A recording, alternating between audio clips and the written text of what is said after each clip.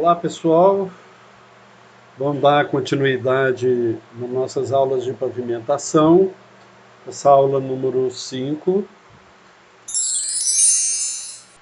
e é a aula que qualquer tipo de dúvida estarei à disposição, como sempre. Tá? Seguindo a aula número 4, né, foi dado o exemplo número 1, referente que foi coletado nos fatores de equivalência da figura 5, que vocês têm aí, e também em relação à tabela 1, resultaram nisso aí. E o exemplo 2, que ficou em dúvida, né, está se pedindo para calcular um número N para esse projeto de rodovia, com FM de 1.500 para P, um projeto de 20 anos. Os fatores de veículos são dos exemplos anterior, e a composição do tráfego ficou a seguinte, somando todas essas porcentagens, nós vimos na aula anterior, 100%. Então, gente, é muito fácil a solução. Primeiro, que nós vamos utilizar primeiramente essa fórmula. O fator de veículo é a soma dos PI vezes os fatores de veículos de I dividido por 100. Então, se vocês repararem, né, vou voltar um pouquinho, 0,05 vezes 0,76. 0,075 vezes 0,76 mais 0,32 vezes 1,67, né? Ô, gente, 32, ó, 32%, tá? 32% são os caminhões leves, né? 0,08 é os caminhões pesados, tá? 0,01 são os reboques, semi-reboques, tá?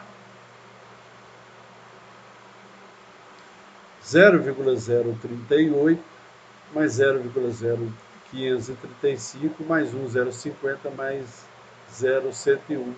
O fator de veículos 1,724. Ok?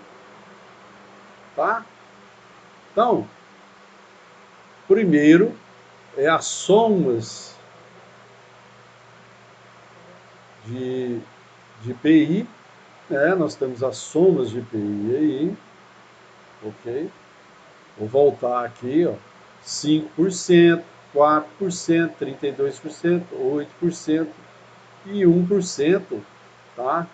Foram os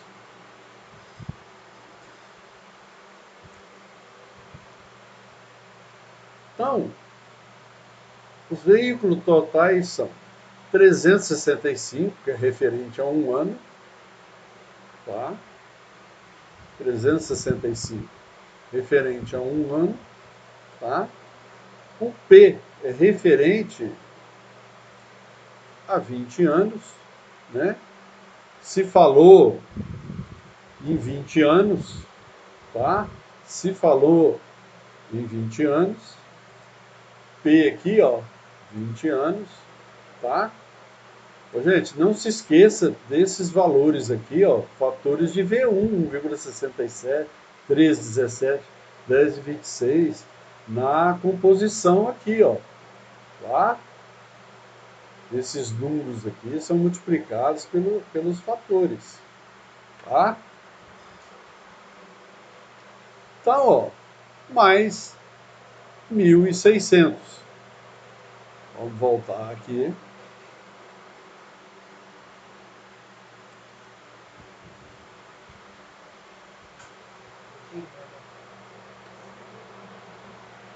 Então, ó, para se calcular o N, tá? Nós temos aqui, tá? O fator aqui, ó, veículos, quantidade de veículos, tá? Ô, gente, aqui, ó, é 1.500, tá? E se vocês observarem aqui, ó, 1.500, tá?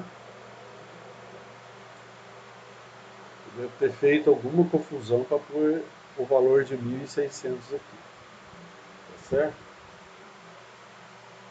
Então,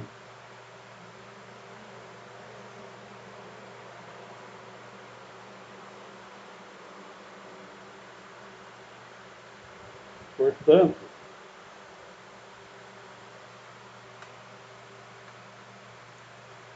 como eu fiz para 1.600, vai dar 11.700.000, tá? Vezes a soma do fator de veículos aqui, que é 1.724. Dá o valor de 20.200.000, colocando isso aqui, 2,02 vezes 10 a 7. Então, considerando só o tráfego comercial, né? Só o tráfego comercial, se a gente voltar aqui atrás, né? Traço comercial é somente esses aqui. Esse aqui não entra, não é comercial, ok? Então, ó, ou você pode fazer o seguinte, voltando aqui, considerando só o tráfego comercial, tá? Nós temos o seguinte, 0,5 vezes 1.600, que vai dar 800, o VT 365 vezes 20, vezes esse 800 que foi achado aqui, dá 5.850.000.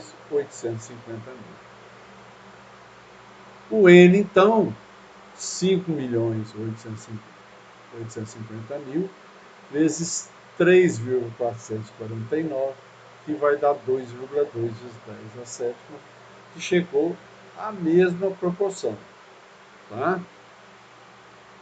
Então, ó, caminhões leves 8%, caminhões médios 64%, caminhões pesados 16%, semi-reboque 2% e os ônibus aqui, ó, 10% que não tinha entrado lá na A. Tá? Então, fazendo as mesmas proporções, tá? Ônibus aqui, ó, 0,10 vezes 0,76, 0,64 vezes 1,67, 0,16 vezes 13,17, 0,2 vezes 10,12, tá? Então dá 3,449, tá? Que é esse resultado aqui.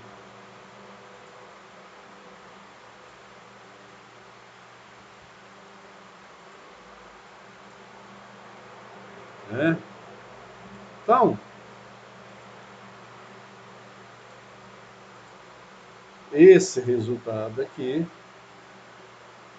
é esse resultado aqui. Então, ó, o volume médio 0,5 vezes 1.600 dá 800, tá?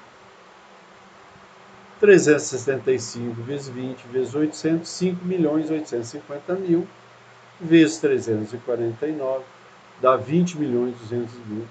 É o mesmo processo, a gente acha 2,02 vezes 10 a 7. Ok?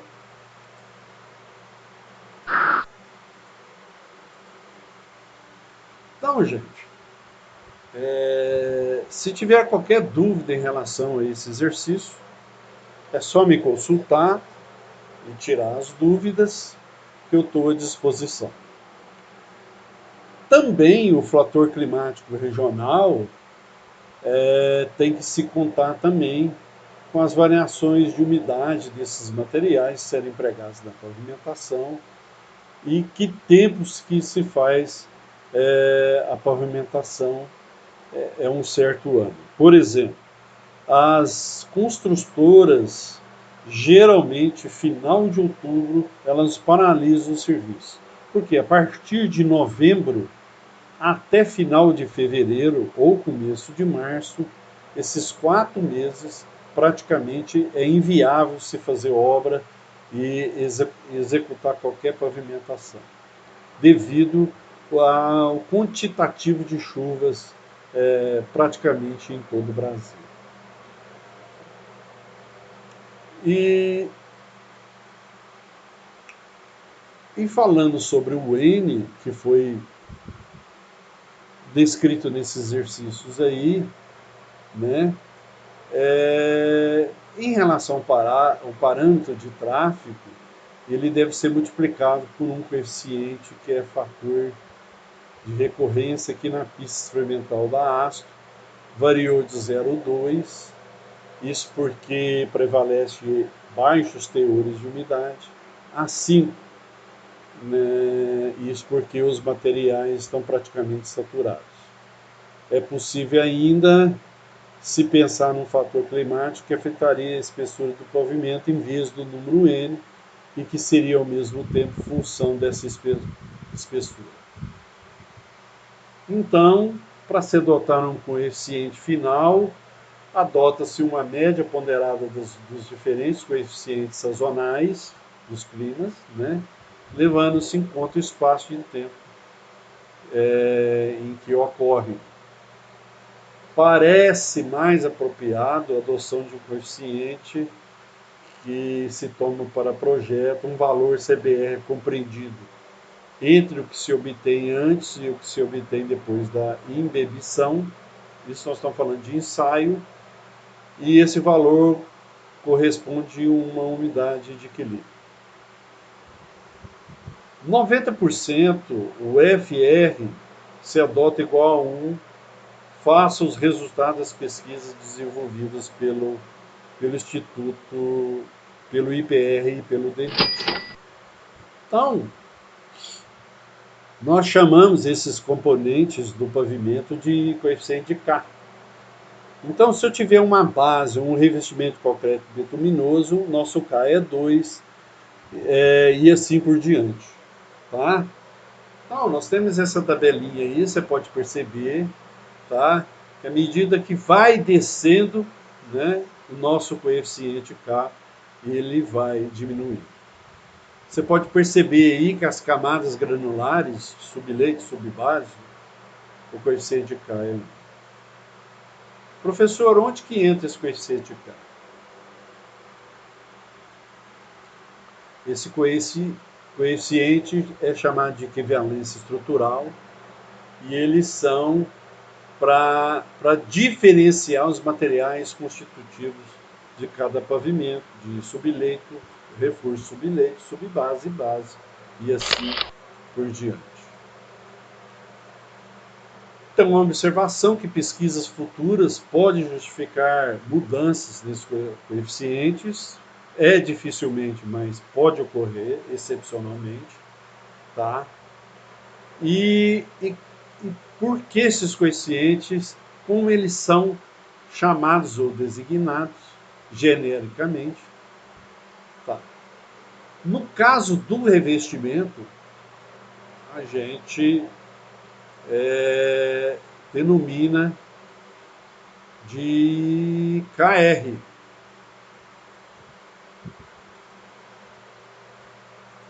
De KR.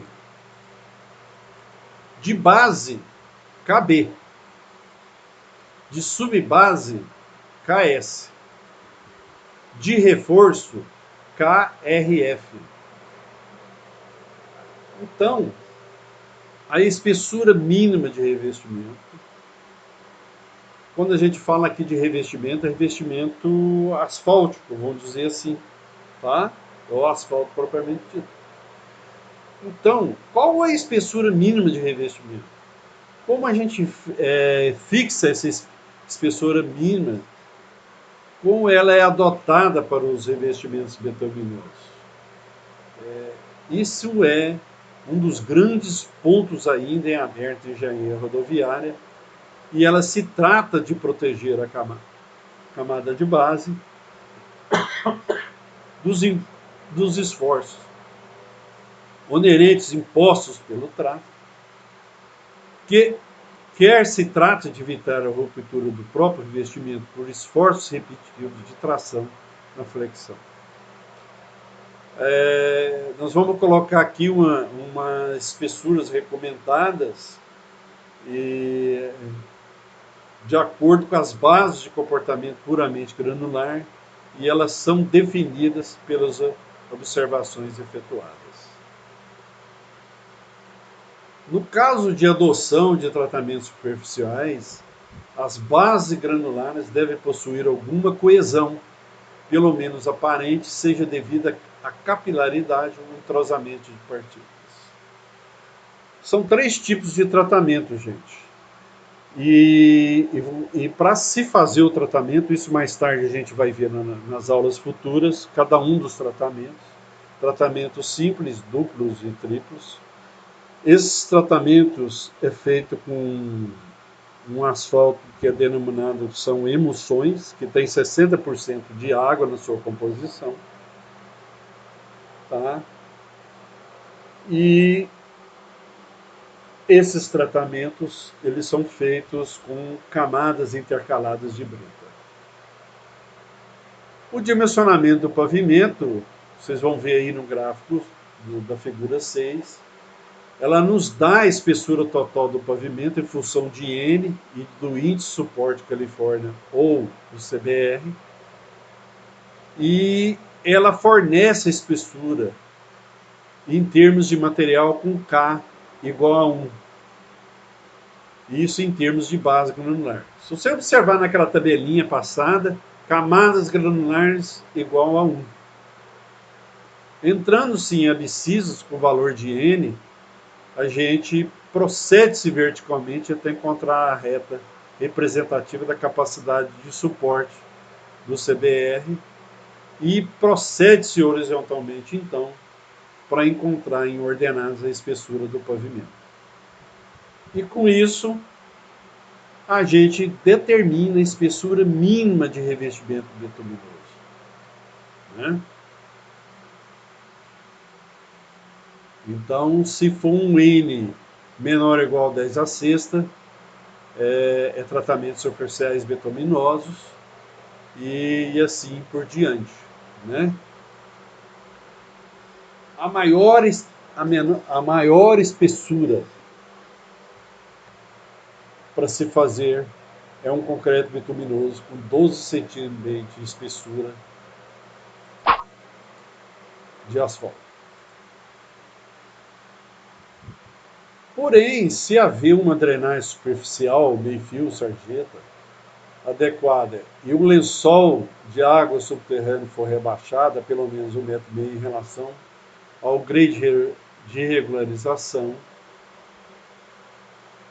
pode haver uma ocorrência de material com CBR inferior a 2, é sempre preferível fazer a substituição na espessura de pelo menos 1 metro por material com CBR ou índice superior a 2. A espessura mínima adotada para a compactação de camadas granulares é de 10 centímetros, é o que os compactadores conseguem compactar e a moto niveladora consiga trabalhar. E a espessura total mínima para essas camadas quando utilizadas é de 15 e a espessura máxima para compactação é de 20 centímetros. Né? Existe uma tolerância até de 22, dependendo do tipo do material. Na figura 7, a gente apresenta uma simbologia utilizada no dimensionamento do pavimento, que a gente denomina de H-M. De modo geral, a espessura total do pavimento necessária para proteger o material com CBR, que é igual a M, e o H-N designa, é chamado de modo geral, a espessura de camada do pavimento com CBR igual a N.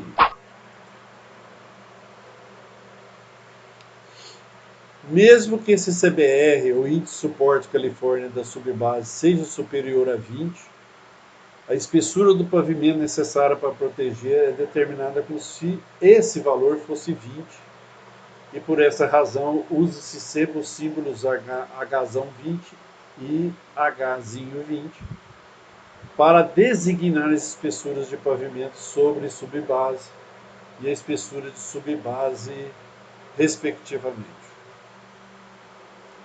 Os símbolos B e R, eles são chamados, respectivamente, espessuras de base e de revestimento.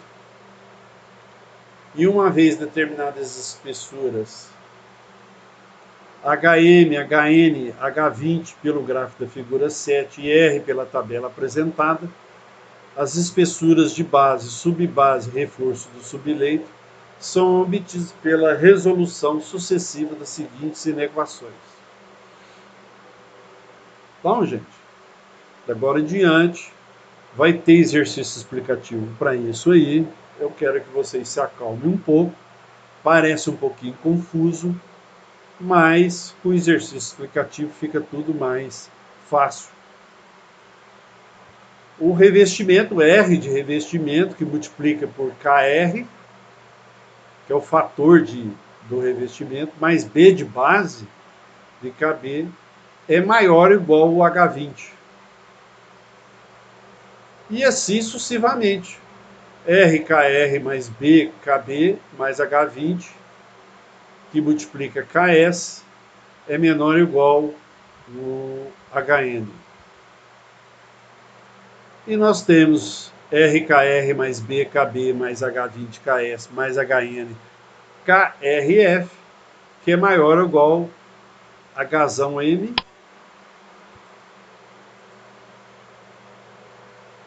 Então aí você determina todas as espessuras das camadas.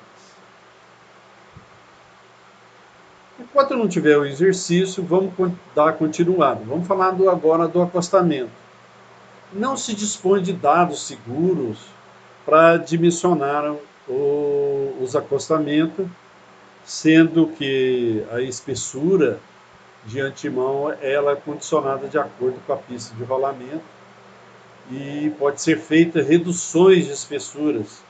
Por isso que algumas rodovias têm uma espécie de um ressalto, às vezes um ressalto de 5 centímetros, 10 centímetros, assim por diante. Parece uma escadinha, né? E praticamente apenas na camada do revestimento.